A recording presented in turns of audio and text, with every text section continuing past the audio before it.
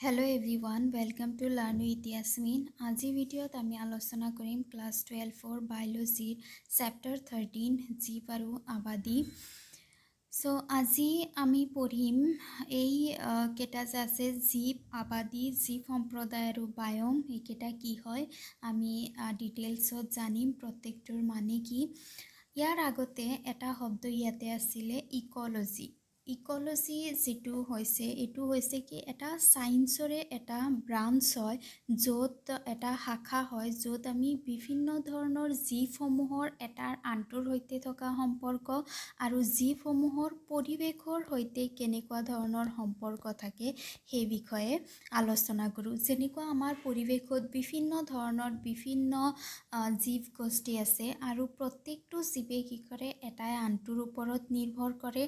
ইয়াৰো উপৰি জীৱসমূহে কিছুমান অজৈৱিক কাৰক যেনেকুৱা মাটি তাৰপিছত পানী এইবোৰৰ ওপৰত জীৱসমূহে নিৰ্ভৰ কৰে আৰু সেইবোৰে অধ্যয়ন কৰা হয় এই ইকোলজি নামৰ যিটো সায়েন্সৰ শাখা আছে বিজ্ঞানৰ শাখা আছে সেইটো অংশত।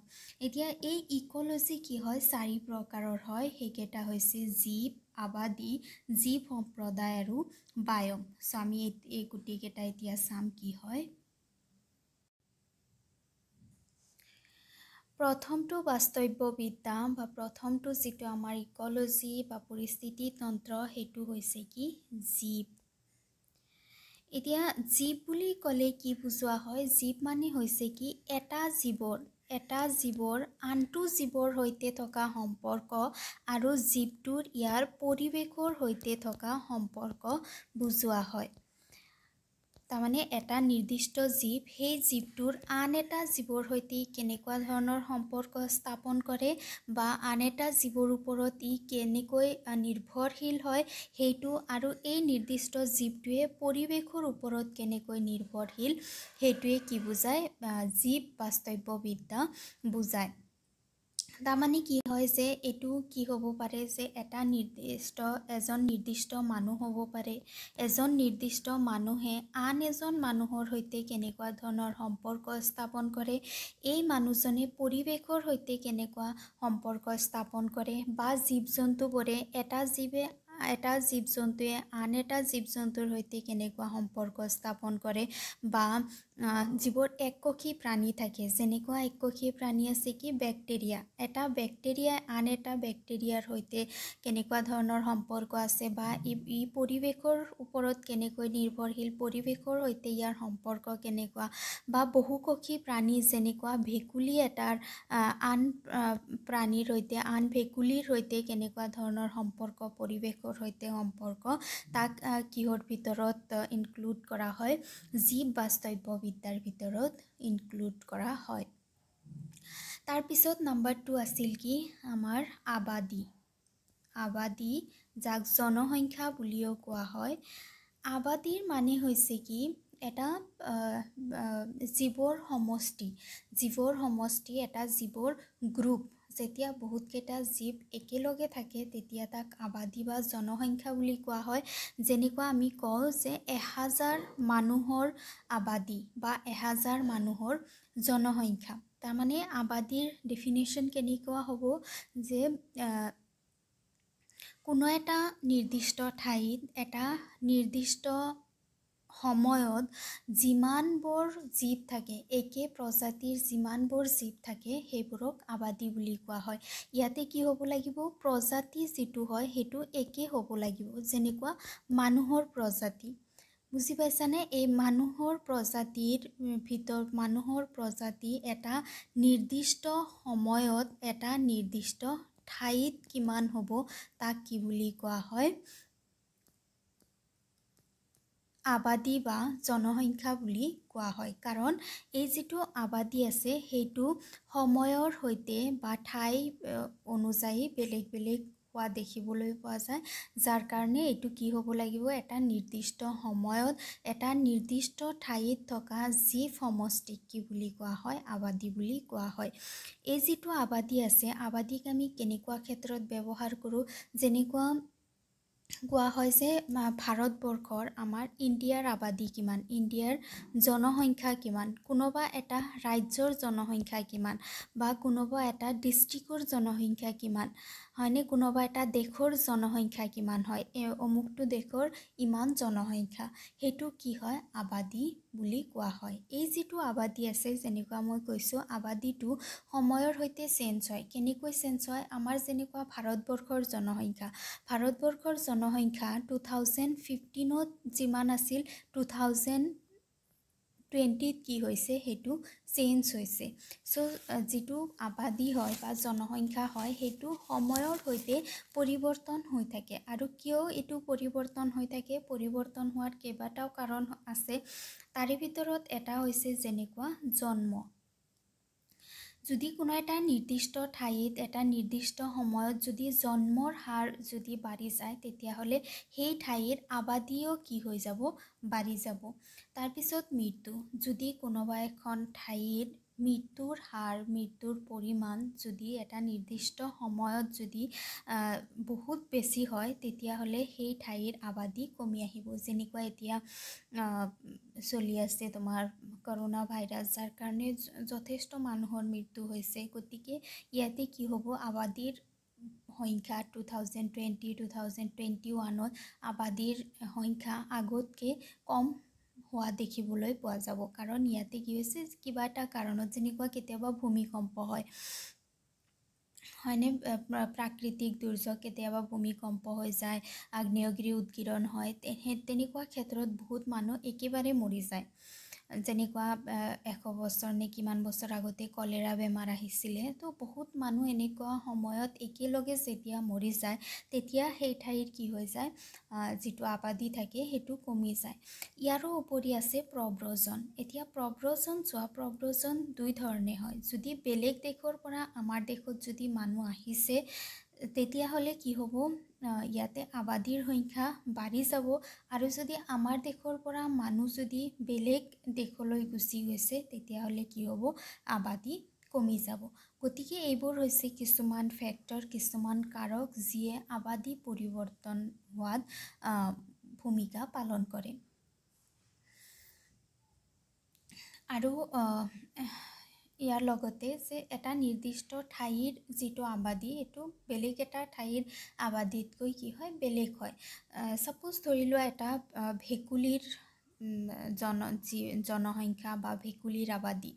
চ' এটা এৰিয়া আছে, এটা ঠাই আছে, যিটো ঠাইটো কি হয়, তাৰ ঠাইৰ যিটো জলবায়ু সেইটো হৈছে কি বহুত বেছি গৰম জলবায়ু। আৰু এটা ঠাই আছে, যিটো ঠাই জলবায়ু হৈছে কি ঠাণ্ডা। আৰু দুয়োটা ঠাইতে বহুত ভেকুলী পোৱা যায়।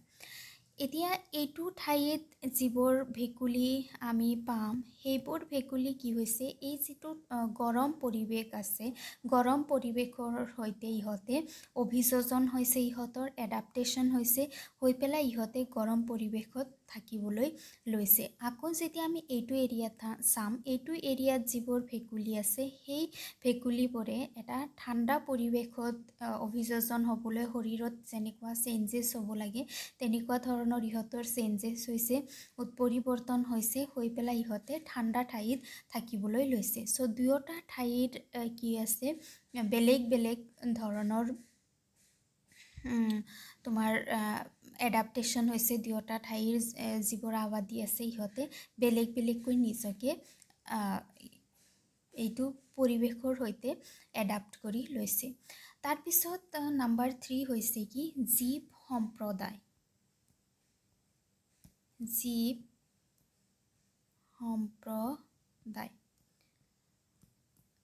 এতিয়া এই জীৱ সম্প্ৰদায় মানে কি? জীৱ সম্প্ৰদায় মানে হৈছে কি, যেতিয়া বেলেগ বেলেগ প্ৰজাতিৰ বহুত জীৱ একেলগে এটা নিৰ্দিষ্ট ঠাইত এটা নিৰ্দিষ্ট সময়ত থাকে, তেতিয়া তাক জীৱ সম্প্ৰদায় বুলি কোৱা হয়। বুজি পাইছানে? ইয়াতে জীৱবোৰ হ'ব কি বেলেগ প্ৰজাতিৰ। আবাদীত কি হয়, প্ৰজাতিসমূহ একে প্ৰজাতিৰ জীৱসমূহক ধৰা হয়। আৰু জীৱ সম্প্ৰদায় ইয়াতে কি আছে, প্ৰজাতি বেলেগ বেলেগ আছে। বেলেগ বেলেগ প্ৰজাতিৰ জীৱসমূহে ইয়াতে একেলগে কি কৰিছে, এটা সম্প্ৰদায়ৰ সৃষ্টি কৰিছে। তাক জীৱ সম্প্ৰদায় বুলি কোৱা হয়। ইয়াতেও কি হয়, এটা নিৰ্দিষ্ট সময়ত এটা নিৰ্দিষ্ট ঠাইত থকা বেলেগ বেলেগ প্ৰজাতিৰ জীৱ সমষ্টিক জীৱ সম্প্ৰদায় বুলি কোৱা হয়। এক্সাম্পল যেনেকুৱা এটা লেক, সাপোজ এইটো এটা লেক। এতিয়া লেকত কি থাকে, বহুত ধৰণৰ প্ৰজাতি থাকে। কিছুমান জু প্লেংটন, ফাইটো প্লেংটন, তাৰমানে কিছুমান জীৱ, কিছুমান উদ্ভিদ, কিছুমান প্ৰাণী কি হয়, এটা লেকত থাকিব পাৰে। এতিয়া লেকৰ ভিতৰত যদি আমি কেৱল এটা প্ৰজাতি ধৰি লওঁ, যেনেকুৱা মাছ আছে, মাছতো কি দেখিবলৈ পোৱা যায়, মাছৰো প্ৰজাতি বেলেগ বেলেগ প্ৰজাতিৰ মাছ ইয়াতে থাকিব পাৰে। বা উদ্ভিদ যদি ধৰি লোৱা হয়, উদ্ভিদৰো ইয়াতে কি থাকিব, বহুত বেলেগ ধৰণৰ প্ৰজাতি থাকিব। কেঁকোৰাবোৰ থাকে, কেঁকোৰাবোৰ এটা কি হয়, বেলেগ এটা প্ৰজাতি হয়। চ' এই গোটেইবোৰ প্ৰজাতিয়ে কি কৰিছে, এটা নিৰ্দিষ্ট ঠাইত এটা নিৰ্দিষ্ট সময়ত আছে, আৰু ইয়াকে কি বুলি কোৱা হ'ব, জীৱ সম্প্ৰদায় বুলি কোৱা হ'ব। চ' ইহঁতে একে প্ৰজাতি নহয়, কিন্তু ইহঁতৰ সম্প্ৰদায় একে হয়, ইহঁতে থকা ঠাই একে হয়। সেইকাৰণে ইয়াক কি বুলি কোৱা হয়, জীৱ সম্প্ৰদায় বুলি কোৱা হয়। চ' ইয়াতে কি হয় যে এটা জীৱ সম্প্ৰদায়ত যিমান জীৱ থাকে, মাছৰ যিমান জীৱ থাকে, গোটেইবোৰ জীৱে একেটা সম্প্ৰদায়ত থাকে। তাৰপিছত ইহঁতে কি কৰে, একে প্ৰাকৃতিক সম্পদ ব্যৱহাৰ কৰে। ইহঁতে একে প্ৰাকৃতিক সম্পদ ব্যৱহাৰ কৰে। তাৰমানে এটা জীৱ সম্প্ৰদায়ত বিভিন্ন প্ৰজাতিৰ যিমানবোৰ জীৱ থাকে, গোটেইবোৰ জীৱে একে প্ৰাকৃতিক সম্পদ ব্যৱহাৰ কৰে। যেনেকৈ আমি লেকৰ এক্সাম্পল লৈছোঁ, লেকত যিমানবোৰ প্ৰাণী আছে, গোটেইবোৰ প্ৰাণীয়ে একে প্ৰাকৃতিক সম্পদ ব্যৱহাৰ কৰিছে, হয়নে? গোটেইবোৰ প্ৰাণীয়ে কি কৰিছে, একে পানী ব্যৱহাৰ কৰিছে, এই লেকৰ পানীয়ে ব্যৱহাৰ কৰিছে, একে ডিজল্ভ অক্সিজেন ব্যৱহাৰ কৰিছে। ইহঁতে উশাহ নিশাহ কৰাৰ কাৰণে পানীত যিবোৰ অক্সিজেন মিহলি হৈ আছে, সেই একে অক্সিজেন ইহঁতে ব্যৱহাৰ কৰিছে, যিমানবোৰ জীৱ আছে। চ' সেইকাৰণে ইহঁতক এটা জীৱ সম্প্ৰদায়ৰ ভিতৰত ধৰা হয়। এতিয়া জীৱ সম্প্ৰদায়ৰ ভিতৰত থকা জীৱবোৰ, ছাপ'জ মাছসমূহৰ ভিতৰত বেলেগ বেলেগ প্ৰজাতিৰ মাছ আছে। ছাপ'জ 1, 2, 3, 4 এইবোৰ হৈছে কি মাছৰ প্ৰজাতি।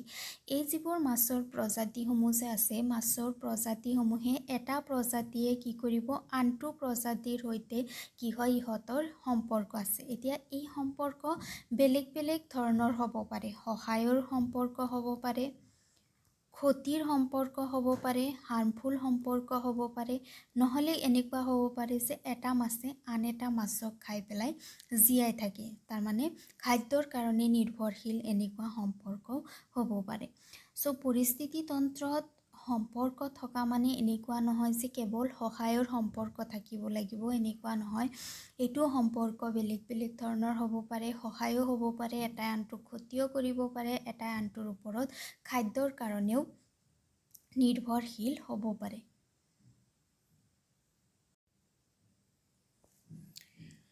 আৰু শেষৰটো নম্বৰ 4 হৈছে কি, বায়'ম। বায়'ম হৈছে এটা বৃহৎ অঞ্চল, এটা লাৰ্জ এৰিয়া, পৃথিৱীৰ এটা বৃহৎ অঞ্চল, য'ৰ জলবায়ু একে হয়, ইয়াৰ উদ্ভিদ আৰু প্ৰাণীসমূহ একে হয়। কেৱল মাত্ৰ উদ্ভিদ প্ৰাণী নহয়, বাকী বেলেগ যিবোৰ অজৈৱিক উপাদান আছে, যেনেকুৱা মাটি, বায়ু, পানী ইত্যাদি আটাইবোৰ একে হয়। আৰু ইয়াতে কি হয়, এটা বায়'মত বহুতকেইটা ইক'চিষ্টেম থাকিব পাৰে, বহুতকেইটা পৰিস্থিতি তন্ত্ৰ থাকিব পাৰে। তাৰমানে কি হয় যে এটা বায়'ম আকৌ ডিভাইড হয় কিছুমান উপবায়'মলৈ, উপবায়'ম। আৰু এই যিটো উপবায়'ম আছে, উপবায়'মটো আকৌ ডিভাইড হয়, ভাগ হয় কিছুমান পৰিস্থিতি তন্ত্ৰত।